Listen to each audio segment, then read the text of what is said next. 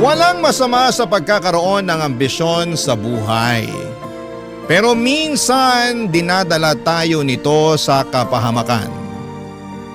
Lalo na kung hindi pala mapagkakatiwalaan ang mga taong tumulong sa atin. Ikaw, kabarangay, meron ka bang ambisyon sa buhay na gusto mong matupad? Dear Papa Dudut, magandang araw po sa inyo at sa mga kabarangay natin na nakikinig sa Barangay Love Stories. Itago nyo na lamang po ako sa pangalang Malin, 43 years old at nagtitinda ng tinapa at iba pang mga isdang pinatuyo dito sa palengke sa Quiapo. Tuwing tanghali ay hindi talaga mawawala ang pakikinig namin sa inyong programa at masasabi ko na naging parte na kayo ng araw-araw naming pagtitinda, Papa Dudut. Magkahalong saya at lungkot ang nararamdaman ko sa tuwing nakakapakinig ng mga kwento na ibinabahagi ng mga kabarangay natin. Isang araw ay naisip kong magpadala ng sarili kong istorya sa inyong istasyon. Buti na lamang at tinulungan ako ng anak ko para makapag-email sa inyong programa. Magsisimula ang kwento ko taong 2000 kung kailan 18 anyos pa lamang ako nang dalhin ng tiyahin ko dito sa Maynila mula sa probinsya namin sa Aklan. Bata pa lamang ay pangarap ko na talagang makatungtong sa lugar na ito dahil marami akong mga magagandang kwento na naririnig at nababasa tungkol sa Maynila. Pero dahil mahirap lang ang buhay namin sa probinsya ay natakot ako na baka hanggang pangarap na lamang ang lahat. Buti na lamang at minsang umuwi doon ang tiyahing ko na kapatid ng nanay ko para magbakasyon. Doon nakita at naranasan niya ang hirap ng buhay namin. Maswerte kasi siya dahil may negosyo siya ritong malaking sari-sari store at bakery dahil naglakas loob siyang lumuwas upang makipagsapalaran at magtrabaho noong kaedad ko lamang siya. Dito na rin siya nakapag-asawa kaya hindi ko mapigilang humanga sa kanya, Papa Dudut. Tapos, inalok niya ako kung gusto ko raw bang sumama sa kanya sa Maynila para tumao sa tindahan niya at ang sweldo ko ay ang pagpapaaral niya sa akin sa kolehiyo. Siyempre hindi na ako tumanggi at agad kong sinunggaban ang opportunity na yon, Papa Dudut.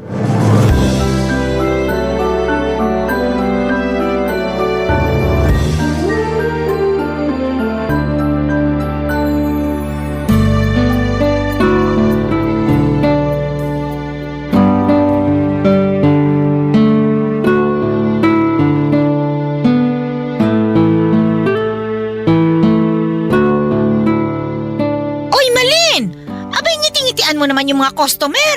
Baka isipin ng mga yan na tinatarayan mo sila. Hala, nginingitian ko naman po sila, Chang. Mabuti, pero kausapin mo pa rin. Para naman maging close mo. Mga suki ko na yan, mga yan eh. Dito lagi bumibili sa tindahan ko. Minsan nakikipagkwentuhan talaga yung mga yan. Oo nga po eh. Kaso hindi ko naman maintindihan yung iba nilang kwento. Basta na lang kasi sila nagsasalita tapos nagsasabi pa ng kung ano-ano. Abay, sakyan mo na lang. Ganun talaga yung iba eh. Baka walang kausap sa kanila. Kaya kung kani-kanino na lang nagkukwento. Pag nagkwento sa'yo, sagutin mo. Para lang kunwari nakikinig ka sa kanila. Aalis din naman yung mga yun. Sige po. Susubukan ko na po na mas makinig sa kanila. Ganyan talaga. Bawal dito sa tindahan ko yung hiya-hiya. Hindi ko lang po kasi mapigilan. Pakiramdam ko kakainin ako ng buhay ng ibang customer. Lalo na yung mga lalaki. Ha? Bakit naman? Kasi po kung makatingin para akong hinuhubaran eh. Sobra ka naman sa hinuhubaran. Baka naninibago lang sa'yo kasi nga bagong salta ka dito eh. Kahit siguro ako yung customer na makakita sa'yo, titinan din naman kita mula ulo hanggang paa. Ganun po ba talaga yung mga taga Maynila? Ano bang pinagsasasabi mo dyan? Yung grabe makatingin. Ay, hindi ka ba nakikinig? Siyempre, naninibago sa'yo kaya ganun yun. Pag nasanay naman sila sa pagmumukha mo, hindi ka na nila papansinin. Pasensya na po kasi naninibago lang din ako. Ay, alam ko naman yon. Pero sabi ko nga sa'yo, bawal dito sa tindahan ko yung hiya-hiya. Hindi lang naman dito sa tindahan ko, no? Kundi sa buhay na rin. Alam mo ba, dumaan din naman ako sa edad mong yan nung araw. At aaminin ko ha, medyo mahihiyain din ako. Lalo na nung bagong salta lang ako rito sa Maynila. Pero sinantabi ko yung hiya na yun. Kinapalan ko yung mukha ko para makapaghanap ng matinong trabaho at kumita ng pera. Tapos, nilakasan ko lang din ang loob ko na talagang makipagsapalaran sa negosyo. Kaya nga naitayo ko tong tindahan at bakery ko eh. Mahirap po ba? Mahirap ang ano? Yung pinagdaanan nyo nung araw? Abay oo naman! Sobrang hirap! Palagi nga akong umiiyak nun kasi may pagkabalat sibuyas ako. Lalo na pag pinagagalitan ako ng amo ko nung nagtatrabaho ako sa karinderya bilang dishwasher at servidora. Naku po! Ang sama-sama ng loob ko talaga sa kanya. Pakiramdam ko, pinahihiya niya ako nun sa ibang mga customer namin. Pero napagtanto ko na pinangangaralan lang niya pala ako. Pinagsasabihan niya lang ako ng dapat at hindi ko mga dapat gawin para matuto ako. Aba, simula noon, tinandaan ko lahat ng mga sinabi niya at dinala ko yun sa puso ko hanggang ngayon. Ang galing nyo naman po. Abay, oo naman. Kasi nga, tinapangan ko. Tinatagan ko yung loob ko. May gusto kasi akong patunayan sa sarili ko noon. Ayokong umuwi sa probinsya natin ng talunan. Na walang napapala sa pagluwas ko rito sa Maynila nung araw. Kaya nga dapat ganun ka rin. Partida pa ha. Hindi pa ako nakapag-aral ng kolehiyo noon. Ikaw nga napakaswerte mo kasi pinag-aaral kita. Kaya nga po nagpapasalamat ako sa inyo ng husto. Walang anuman yon. Sadyang naawa lang talaga ako sa nanay mo. Kasi nga, sobrang hirap ng buhay ninyo sa probinsya natin eh. Nanay mo rin naman kasi ang may kasalanan. Hindi sumama sa akin dito nung araw at mas piniling manatili dun sa lugar natin. Kesyo, ayaw daw niya rito, magulo raw at ayaw raw niyang iwan yung magulang namin. Yan, tinamang napala niya. Nakapag-asawa ng mahirap at nagtitinda na lang ng tinapa para mabuhay. Wala naman po sigurong masama sa pagtitinda ng tinapa. Marangal naman pong trabaho yun, Chang. Marangal nga, pero mababa ang kinikita. Maliit. Kaya kayo isang kahig, isang tuka eh. Simula ngayon, dapat baguhin mo na yung pag-iisip mo. Dapat, kung magkakaroon ka ng ambisyon, abay taas-taasan mo na. Nagkakaintindihan ba tayo? Opo, naiintindihan ko po lahat ng mga sinabi nyo. Ay, mabuti naman. Ayoko sa lahat yung mahina ang kukote at saka mabagal umintindi. Ayusin mo ha. Binida pa naman sa akin ng nanay mo na matalino ka raw. Pangako po na aayusin ko na yung pagtatrabaho ko rito at saka yung pag-aaral ko po. Mabuti naman. Dapat lang. Wag na wag mong sasayangin ang oportunidad dahil minsan lang yan kung dumating sa buhay natin.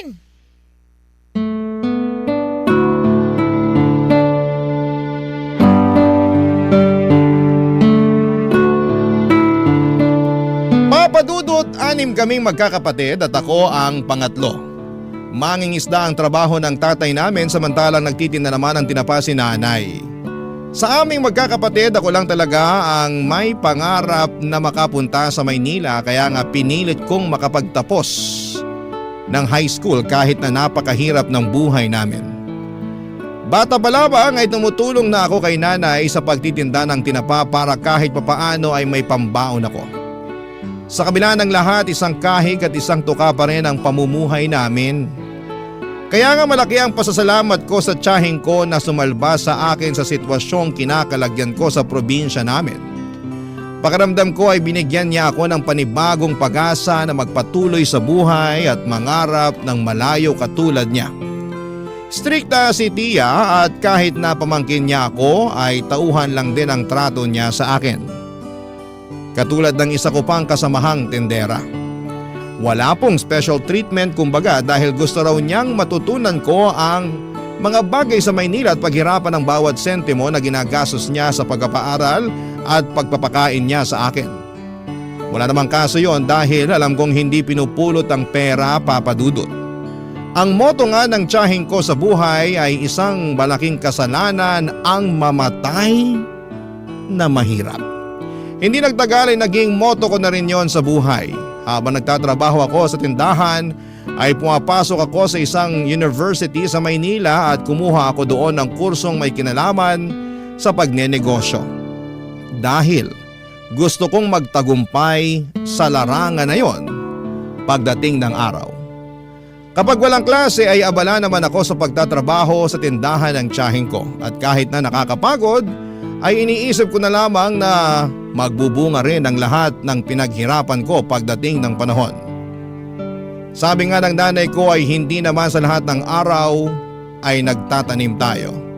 Darating din daw ang takdang panahon na aanihin natin ang lahat ng tinanim natin. At yun lang ang palagi kong iniisip. Kaya nga nagsikap talaga ako sa pag-aaral at nagsipag sa pagtatrabaho, Papa Dudut.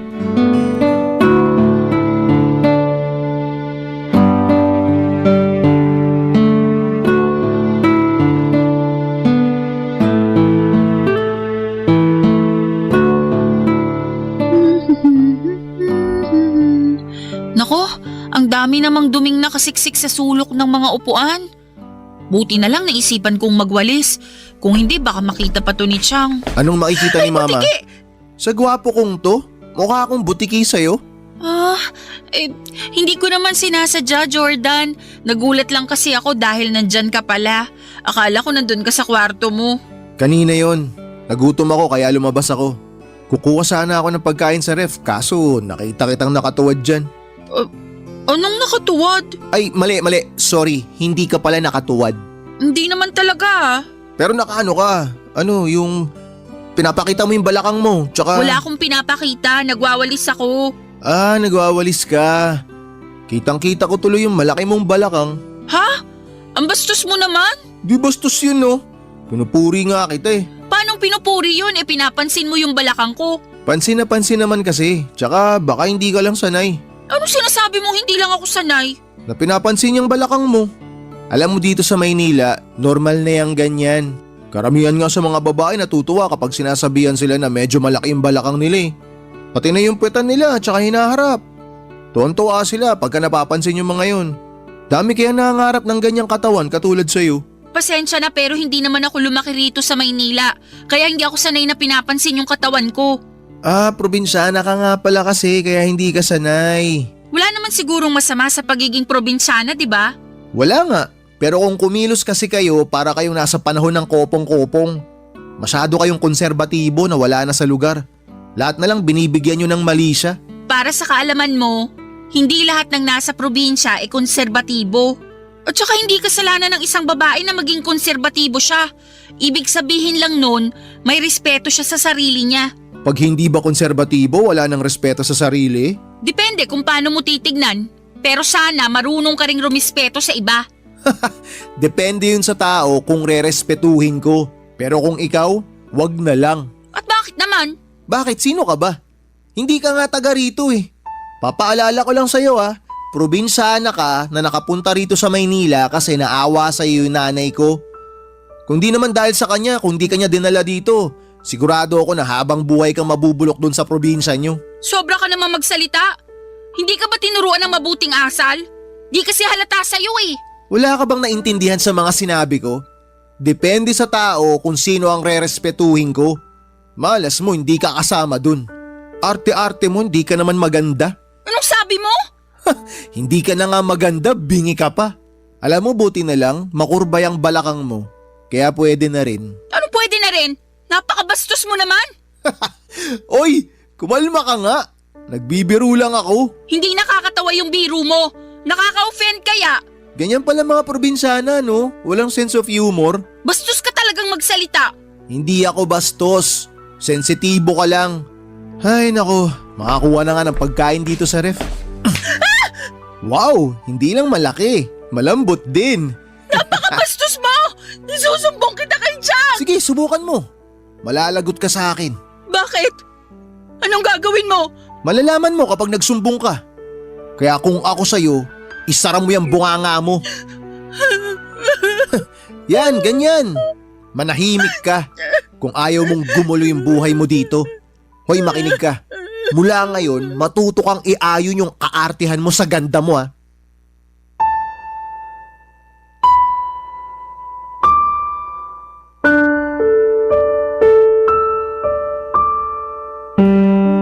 Papa Dudut, may 2 anak na lalaki ang tiyahing ko at si Jordan ang panganay.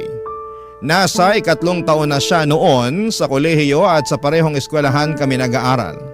21 years old na ang pinsang kong yon. Malaking lalaki po si Jordan kung ilalarawan ko. May itsura pa at hindi ko gusto ang galawan lalo't may pagkamayabang ito. Napapatanong nga ako sa sarili ko noon kung ganon talaga ang mga kalalakihan na pinanganak at lumaki sa Maynila. Yun bang presko ang ugali at may pagkahambog? Hindi naman sa nilalahat ko, Papa Dudut, pero ilan din sa mga kaklase ko, mapa lalaki man o babae, ay ganon ang pakikitungo sa akin. Sa totoo lang ay hindi ako komportable kapag nasa paligid ako ng pinsang kong si Jordan. Kakaiba kasi siyang tumingin at pakiramdam ko ay binabantayan niya ang bawat galaw ko. Noong una iniisip kong baka gusto lamang niya akong makilala ng mas malalim dahil nga sa magpinsan kami.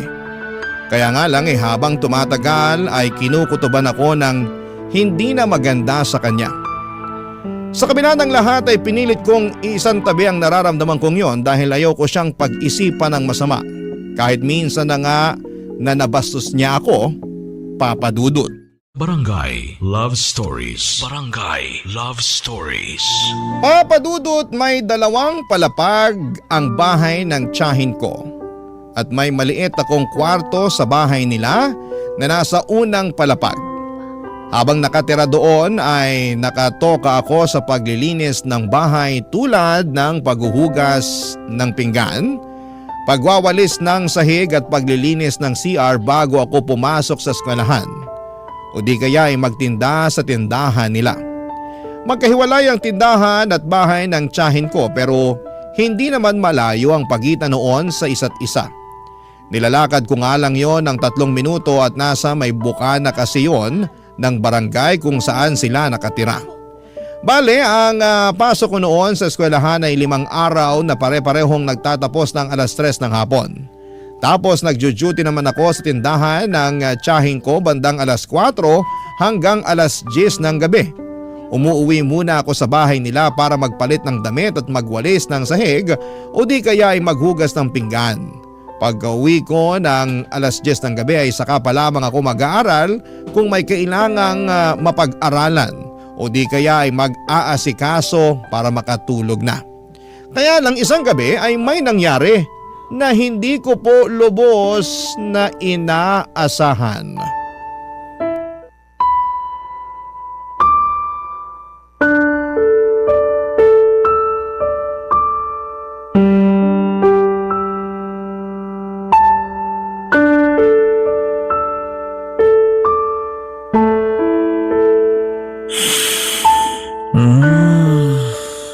Bang-bang mo naman. Ang sarap nito, halik-halikan.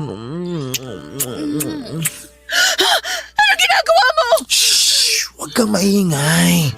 Mamaya may makarinig sa atin eh. Aray! Bakit mo ako tinadyakan? Nagtatanong ka pa talaga? Ikaw, bakit ginawa mo sa akin yan? Ginawa sa'yo ang ano? Yung pumasok dito sa kwarto ko, tapos hinahalik-halikan mo pa yung hita ko! Hoy, pwede ba hinaan mo yung bibig mo? Baka magising si mama at papa tapos kung ano pang isipin ng mga yun. Mabuti nga para malaman nila yung ginagawa mo! Sinabing huwag kang maingay eh. Ano ba? Bitawan mo ako! Tatanggalin ko lang tong kamay ko sa bibig mo kapag nangako ka sa akin na mananahimik ka na. Ano? Hindi ko to tatanggalin hanggat hindi ka nangangako sa akin na hindi mo ko isusumbong kay na mama at papa. Mangako ka! Oo, ako! Tumango ka kung naiintindihan mo ako. Tango! Buti naman nagkakaintindihan tayo. Ang sama-sama mo! Nakainom lang ako. Tsaka hindi ko naman sinasadya eh. Anong pinagsasabi mong di mo sinasadya? Pumasok ka sa kwarto ko, tapos may gusto kang gawin sa akin kung hindi ako nagising. Ang sabi ko nga, nakainom lang ako. Wala naman akong gagawing masama sa'yo. Tsaka hindi ko sinasadya na pumasok dito sa kwarto mo. Aray. Grabe, ang lakas ng pagkakatadyak mo sa akin. Sakit ng tagiliran ko. Tulang pa nga yan! Dapat sa'yo sinusumbong sa mga magulang mo para malaman nila na meron silang manyakis na anak. Sinong manyakis? Sino pa ba? Eh di ikaw? Uulitin ko lang ha. Wala akong ginawang masama sa'yo. Tsaka ipapaalala ko lang na nasa bahay ka namin. Kung magsusumbong ka, sigurado ka bang maniniwala ang mga magulang ko sa'yo? Baka nakakalimutan mo kung sinong anak sa ating dalawa. Ang sama-sama mo! Masama na kung masama, wala akong pakialam. Pag nagsumbong ka kay mama, gagawin ko lahat, mapalayas ka lang dito sa bahay namin. Baka gusto mo bumalik sa probinsya nyo para magtinda ka na lang din ng tinapa kasama ng nanay mo. Siyempre hindi. Kaya nga ako sumama sa mama mo para magtrabaho rito kapalit ng pagpapaaral niya sa akin. Pero sana naman kahit probinsyana lang ako at mahirap lang ang buhay namin sa probinsya, matuto ka pa rin rumispeto. Hindi ka nga kasi karespe-respeto. Nakainom lang ako kaya dito ako pumasok sa kwarto mo. Kaya medyo hindi ako nakapag-isip ng matino. Ang bata mo pa, pwede ka na bang uminom at magpakalaseng? Oo naman, matanda na ako. Pwede ko nang gawin kahit na anong gusto ko. Ayusin mo yung pagdadala ng alak. Hindi yung imbis na sa tiyan mapupunta ay umaakit sa ulo mo kaya apektadong pag-iisip mo. Manahimik ka na, dami mong sinasabi. Totoo naman eh. Ay, pupunta na nga ako sa kwarto ko. Wala naman ako mapapala sa'yo. Umalis ka na at huwag ka nang babalik. Bakit naman ako babalik? Taas naman ang tingin mo sa sarili mo. Kala mo maganda ka? Pangit mo, tanga. Alis na sabi! Oo, eto na, alis na. Masyado ka namang atat. Eto, lalabas na nga oh. Sa susunod maglalak ka na ng kwarto mo ah. Bida-bida ka rin eh. Baka mamaya sinadya mo lang talaga na hindi ilak tong pinto para may makapasok dito sa kwarto mo. Anong pinagsasabi mo? Nakalimutan ko lang ilak yung pinto ko pero hindi ibig sabihin basta-basta mo na lang akong papasukin dito. Kasalanan mo naman pala eh. Sisihin mo sarili mo. Huwag ka nang bibintang ng ibang tao. Papa Dudut, siguro'y nakatulog na ako noon ng ilang oras nang mangyari ang pagpasok ni Jordan sa kwarto ko. Hindi ko na maalala kung nakakandado ko or nakandado nga ba ang pintuan pero mukhang hindi dahil sa sobrang pagod. Kaya siguro'y nakapasok na siya. Gulat na gulat ako at takot na takot dahil sa ginawa niya sa akin ng gabing yon. Nasa impluwensya pa siya ng alak at pinagbantaan pa ako na huwag magsumbong sa tiyahin ko kundi ay mananagot ako sa kanya. Ewan ko Papa Dudut pero para na lamang akong napipi at napatango na lamang sa kanya bilang pagsang-ayon ng gabing yon. Tapos ay kita ko sa pagmumukha niya na wala siyang pagsisisi. Tiningnan niya pa ako ng masama saka sarkastikong tumawa bago lumabas ng kwarto ko. Pagkalabas niya ng pintuan ay dali-dali ko yung kinandado sabay halukip-kip ng sarili ko. Tandang-tanda ko na hindi ako masyadong nakatulog ng maayos ng gabing yon. Hanggang mag-umaga sa takot na maulit pa ang mga nangyari, Papa Dudut.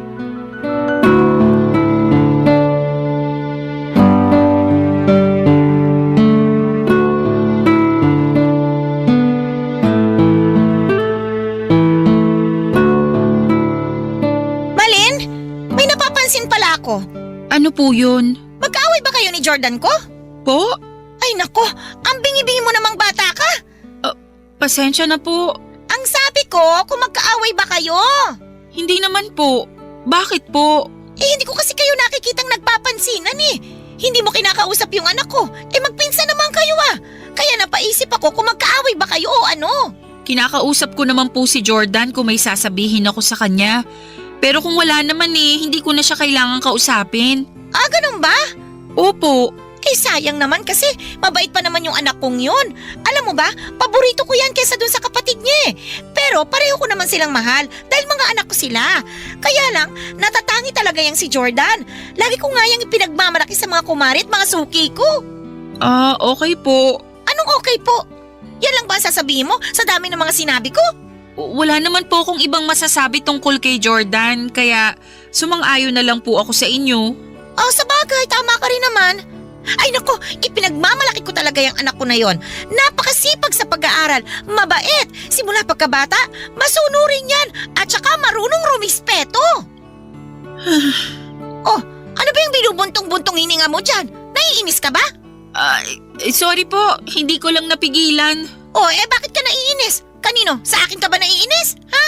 Opo, kasi kung makapagsalita kayo, kung makapagsabi kayo ng mabait at marunong rumispeto yung anak nyo, parang kilalang-kilala nyo na siya. Ha? Anong sabi mo?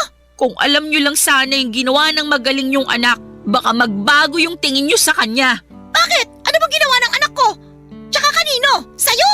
Opo. Teka, bakit ka ba umiiyak dyan? Ano bang ginawa sa'yo ni Jordan? Binastos niya ako nung bagong dating pa lang ako rito. Tapos nung nakaraang gabi lang pumasok siya sa kwarto ko para pagsamantalan. Bakit niyo po ako sinampal?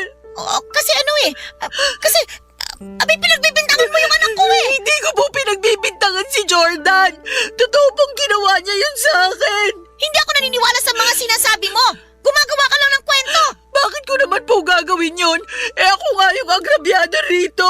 Anong ikaw? Hoy, maghinay-hinay ka sa pagbibintang mo, Malin, ha? Hindi ganyan ang pagkakakilala ko sa anak ko. Hindi ka ba nakikinig sa mga sinabi ko? Mabait si Jordan! Marunong siyang rumispeto! Akala nyo lang yon, pero may tinatagong kabanyakan yung anak nyo. Pag hindi ka tumigil, palalayasin kita sa pamamahay ko!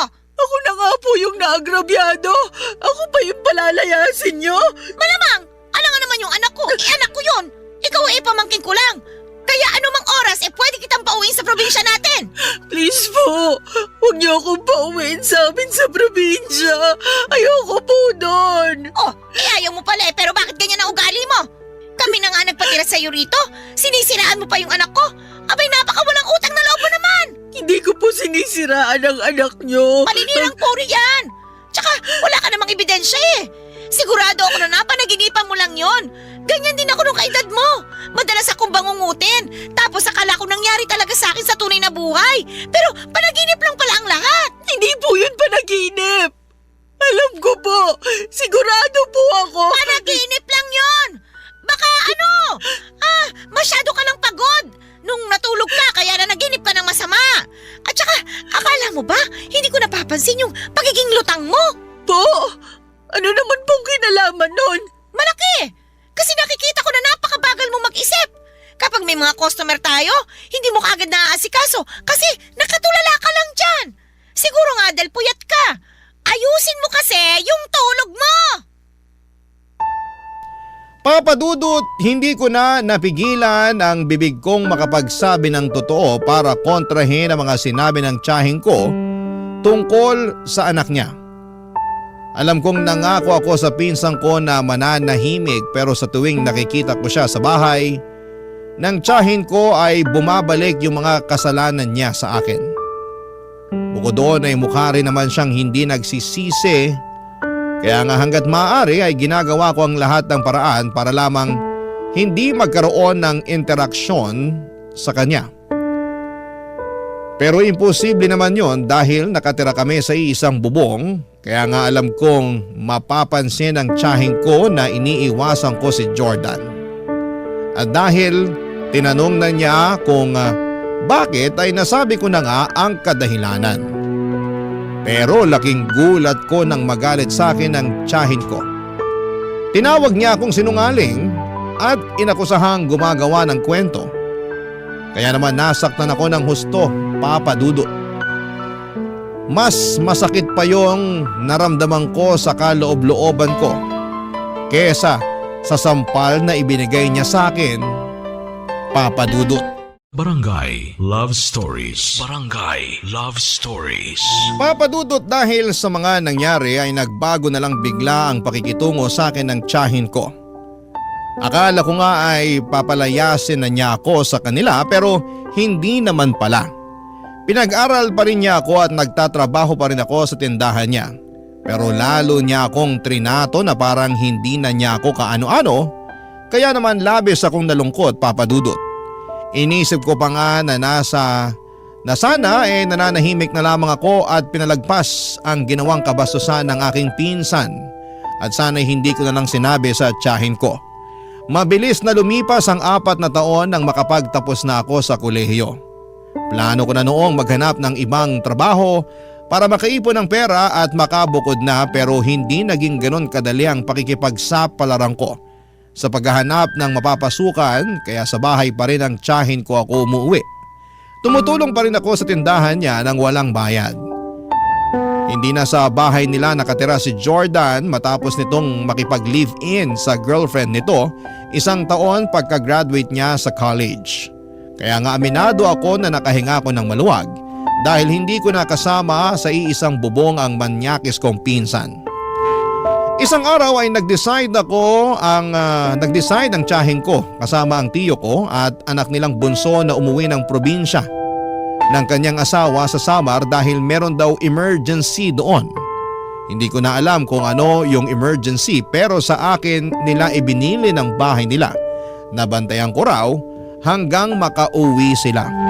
Wala naman problema sa akin yon lalo't 5 araw lang naman sila noon. Kaya lang nung huling gabi na nila sa probinsya ay umuwi na lang sa bahay si Jordan. Nalasing na naman. At ako kaagad ang pinagdiskitahan niya matapos ko siyang pagbuksan ng pinto. Tinulak niya ako sa sofa at agad na pinatungan. Pero bago pa siya may magawa sa akin ay natuhod ko na ang kanyang pagkalalaki. Tapos mabilis akong tumakbo sa kusina para kumuha ng kutsilyo sabay tutok sa kanya. Doon na siya nahimasmasan at nakipag-areglo sa akin. Nagsorry siya at nakiusap na ibaba ko na ang kutsilyo. Wala naman talaga akong plano na saksakin siya pero namumuro na siya ng mga panahong yon. Nagawa lang daw niya yon dahil nilayasan daw siya ng kinakasama niya pero hindi ko na siya pinakinggan. At agad akong nagkulong sa kwarto ko ng gabing yon. Kinabukasan ay maagang dumating si Tia sa bahay Papa Dudut.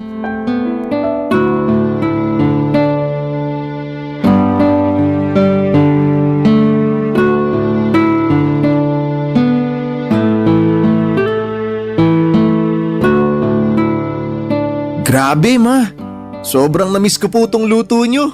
Oo nga eh. Simula nung umalis ka rito sa bahay para makipag-live-in dun sa girlfriend mo, marami na akong luto na hindi mo nakain. Ay, kumusta na nga pala yung kinakasama mo? Hiwalay na po kami. Ano? Kailan pa? Noong 1 linggo pa po. Oh, bakit ngayon mo lang sinabi sa akin? Naunahan na po ako ng hiya.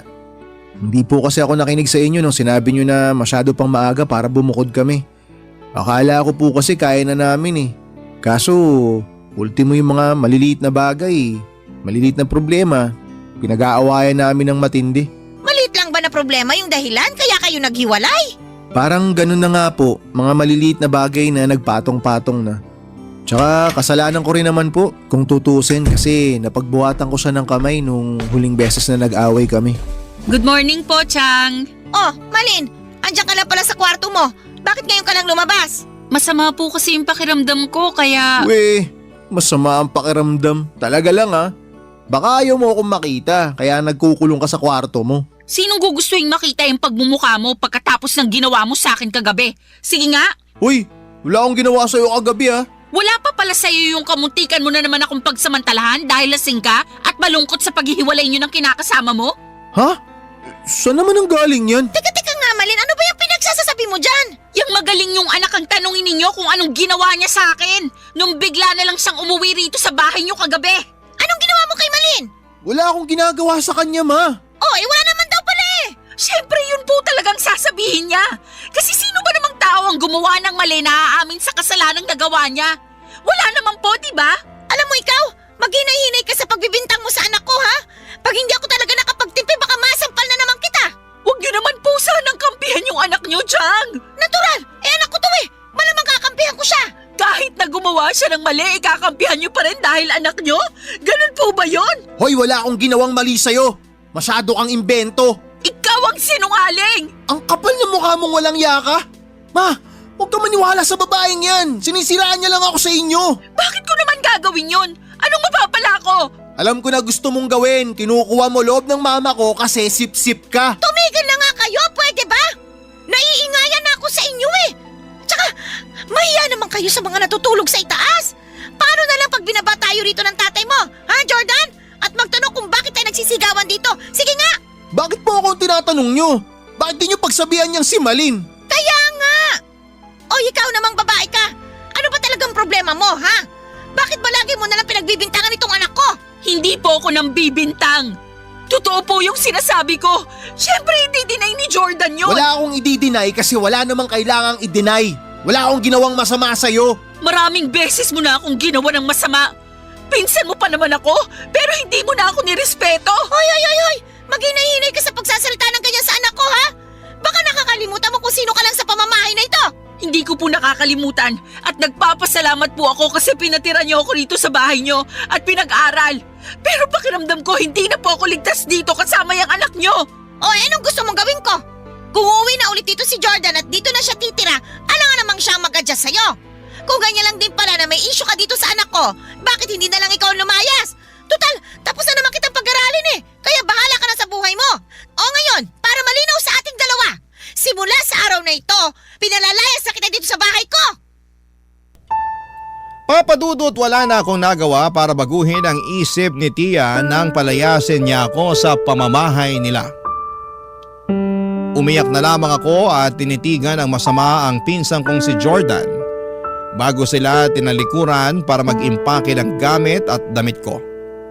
May sinabi pa ang tiyahin ko tungkol sa pagiging walang utang na loob ko. Pero hindi ko na siya masyadong pinakinggan. Dali-dali akong umalis sa bahay nila kahit na wala pa akong kain at ligo ng mga panahong yon. Sa totoo lang ay gustong-gusto kong magsumbong sa pulis. Pero natakot ako sa pwedeng gawin sa akin ng tiyahin ko. Pinagbantaan din niya ako na magpapakalat siya ng masamang kwento tungkol sa akin sa probinsya para masira ko. Kaya naman hindi niyo ako masisisi kung pinanghinaan ako ng loob ng mga sandaling yon. Siguro ako pa rin talaga yung probinsyana na kinuha niya sa Aklan at pinag-aral sa Maynila. At kahit na ilang taon na ako rito ay hindi ko pa rin nagawang baguhin noon ang dati kong sarili. Na mahiyain at mahina ang loob. Kaya naman mas pinili ko na lamang na kimkimin ang lahat at nag-focus sa paghahanap ng trabaho habang naghahanap ng matutuluyan. Sobrang hirap dahil naranasan kong matulog sa kalsada noong araw lalo at wala pa akong nahahanap na mapagkakakitaan. Buti na lamang at may mabuting loob na tumanggap sa akin bilang tindera at tagahugas ng pinggan sa isang kainan kaya nagsimula na akong kumita ng pera. Gustong-gusto ko nang umuwi noon sa Aklan. Pero ayaw ko pa rin naman dahil wala pa ako kaya nag-ipon na lamang ako ng pera para may panggastos ako, Papa Dudut. Mabilis na lumipas ang 9 na taon na kapag-asawa na ako rito at nagkaanak. Tapos ay nakarating na lang sa kaalaman ko na namatay na pala ang pinsang kong si Jordan matapos masangkot sa isang aksidente sa motor. Dahil awang-awa ako noon sa tiyahin ko ay pinuntahan ko siya sa bahay nila dahil gusto kong makiramay sa kanya kaya lang ay hindi na pala ako welcome doon, Papa Dudut.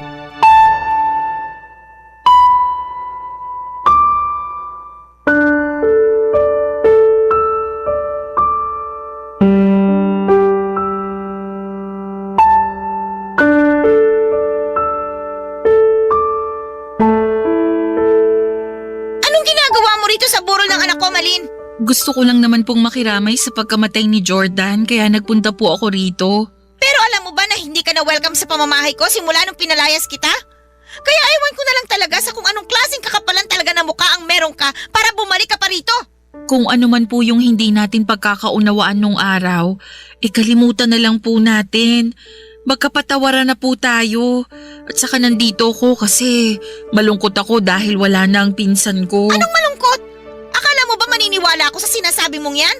Baka ang ibig mong sabihin masaya ka kasi sa wakas namatay na yung anak ko. Hindi po totoo yan. Hindi raw totoo, pero alam kong yun ang matagal mo nang gusto mangyari sa kanya. Kahit kailan hindi ko po hiniling na mamatay si Jordan.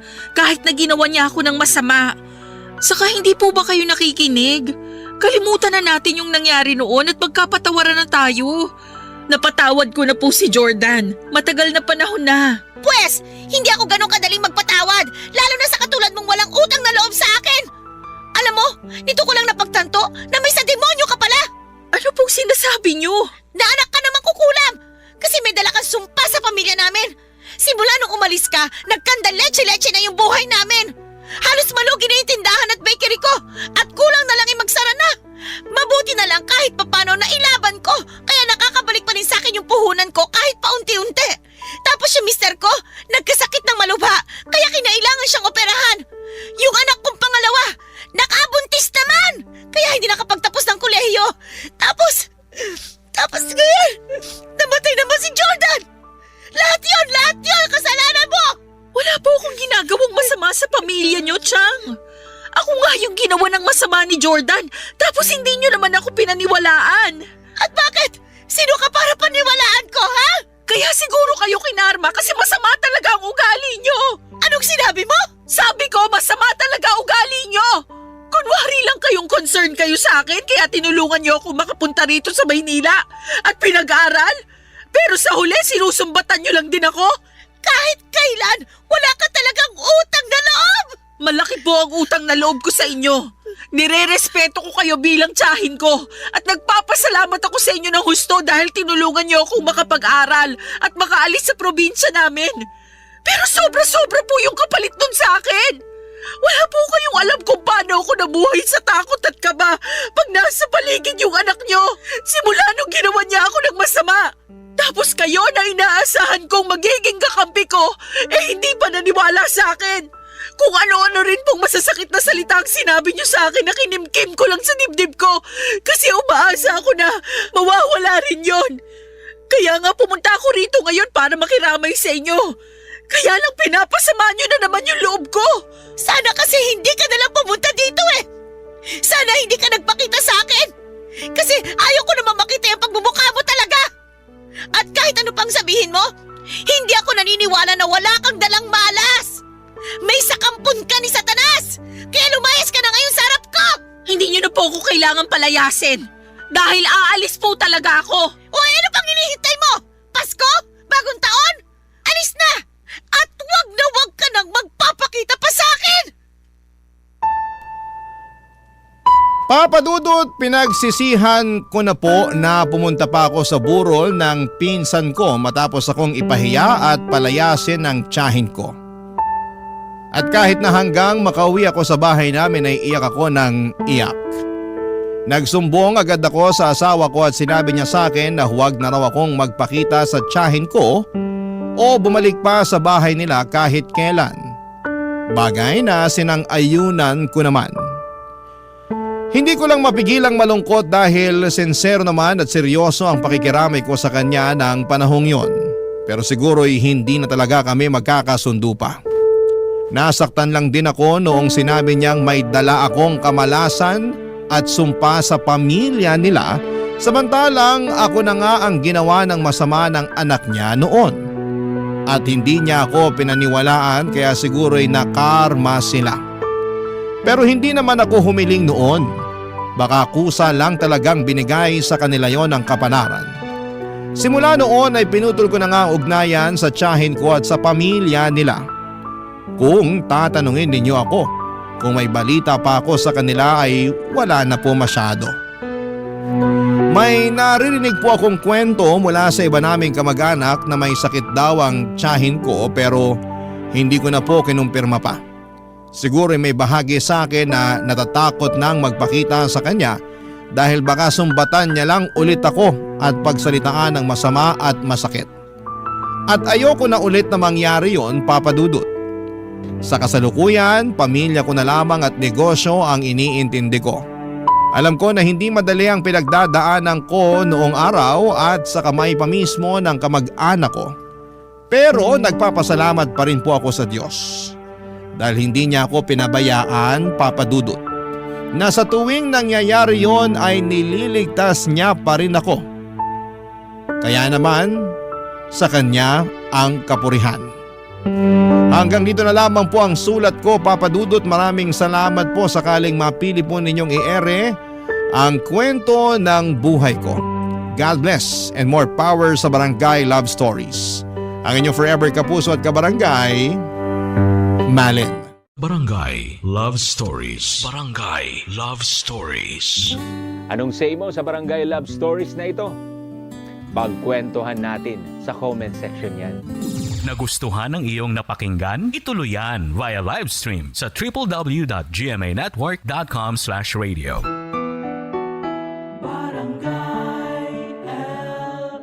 In Mega Manila, 97.1